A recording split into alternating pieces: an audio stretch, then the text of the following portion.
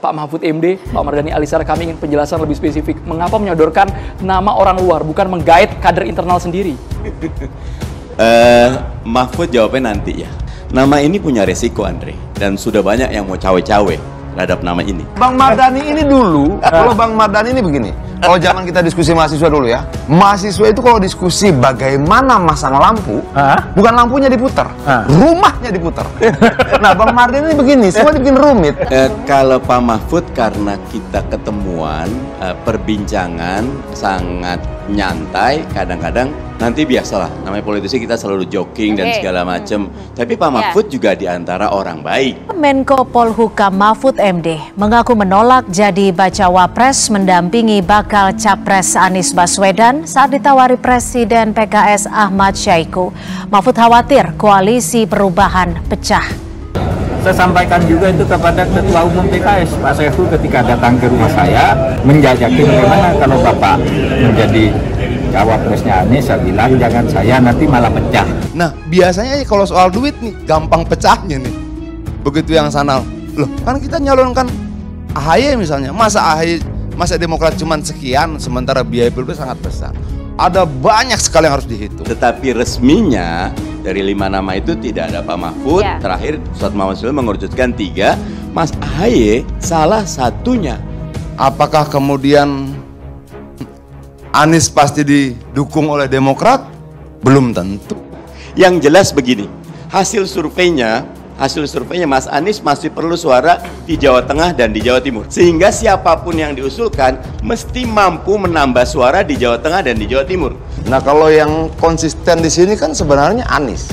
Konsisten di urutan survei ketiga, terus nggak naik-naik gitu. Mau deklarasi, tidak deklarasi, Ganjar ya ketiga aja.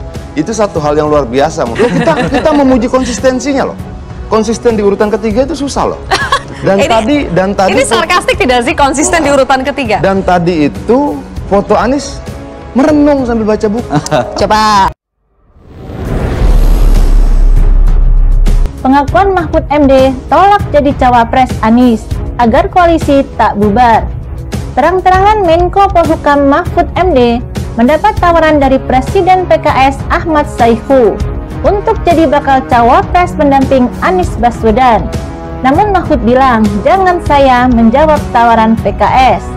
Pada April lalu, Presiden PKS Ahmad Saiku tak memungkiri berkomunikasi dengan Mahfud MD. Komunikasi keduanya untuk menjalin silaturahmi sekaligus bertanya ketertarikan Mahfud menjadi cawapres Anies Baswedan. Saya khususnya hari-hari ini banyak bersilaturahim dengan tokoh-tokoh bangsa dalam rangka mencari siapa pasangan Pak Anies Rashid Baswedan. Tentu ini banyak yang muncul di survei-survei. Nah, itu saya berusaha untuk mendatangi, kata Saiku kepada wartawan di DPP PKS Jakarta Selatan Selasa 18 April lalu.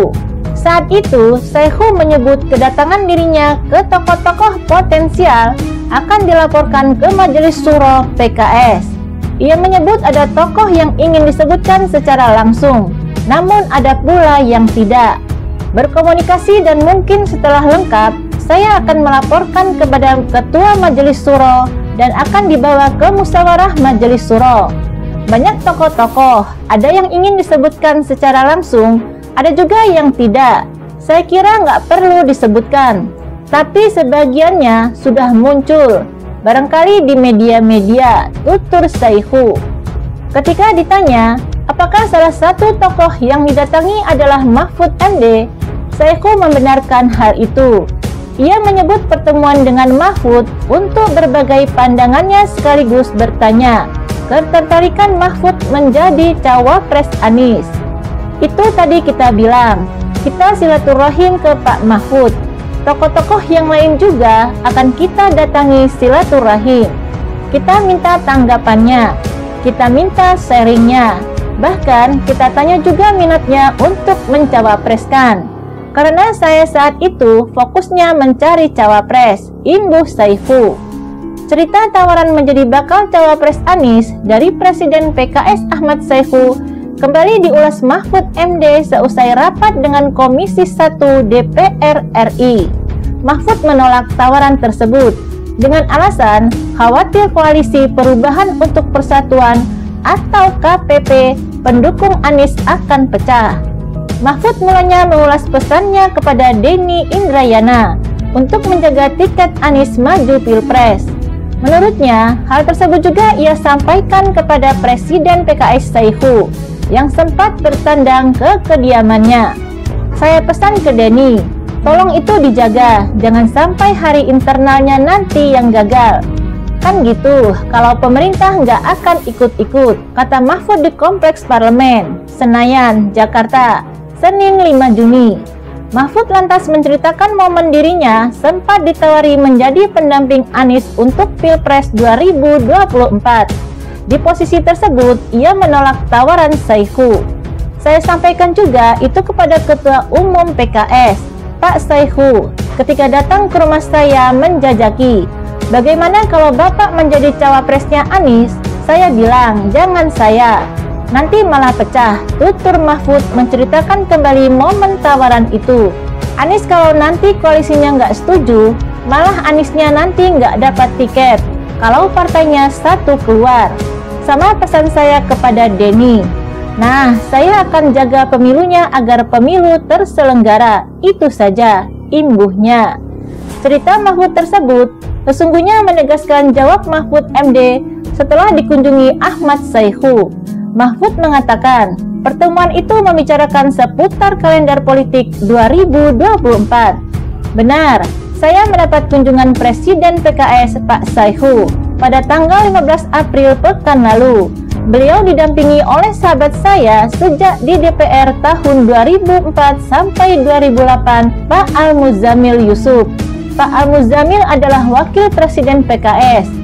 Ada juga Wasekjen PKS dan aktivis PKS Yogya Abdul Aziz, kata Mahfud saat dikonfirmasi. Kami berdiskusi tentang kalender politik 2024. Saya menyatakan bahwa pemilu 2024 akan jadi. Pemerintah akan mengawal kalender konstitusional itu, lanjutnya. Mahfud menuturkan, dalam pertemuan itu, mereka juga membahas masa depan Indonesia. Mahfud menyampaikan dirinya dihadiahi buku oleh PKS. Kami berdiskusi tentang masa depan Indonesia. Saya dihadiahi buku yang dibuat oleh PKS yang berjudul Merawat Indonesia, ujarnya. Saat ditanya soal tawaran menjadi cawapres Anies, Mahfud mengaku hanya membahasnya sekilas. Dia menyebut yang perlu diutamakan agar tiket pencapresan Anies tidak hilang dan koalisinya solid. Jangan menggait cawapres di luar parpol koalisi perubahan. Terkait pasangan capres atau cawapres, rasanya itu hanya pembicaraan sekilas. Saya bilang, yang harus diutamakan adalah agar koalisi 3 parpol pendukung Anies tetap solid, supaya tiket yang sudah di tangan tidak hilang. Jangan sampai mengajak cawapres dari luar parpol, tapi koalisinya malah pecah, ucapnya. Mahfud mengaku tidak memberi jawaban iya atau tidak terkait tawaran menjadi cawapres Anies. Sebagai bagian dari pemerintah, Mahfud akan fokus mengawal pemilu berlangsung sesuai jadwal. Saya tak menjawab iya atau tidak, sebab fokus saya adalah mengawal pemilu agar berlangsung sesuai kalender, pungkasnya.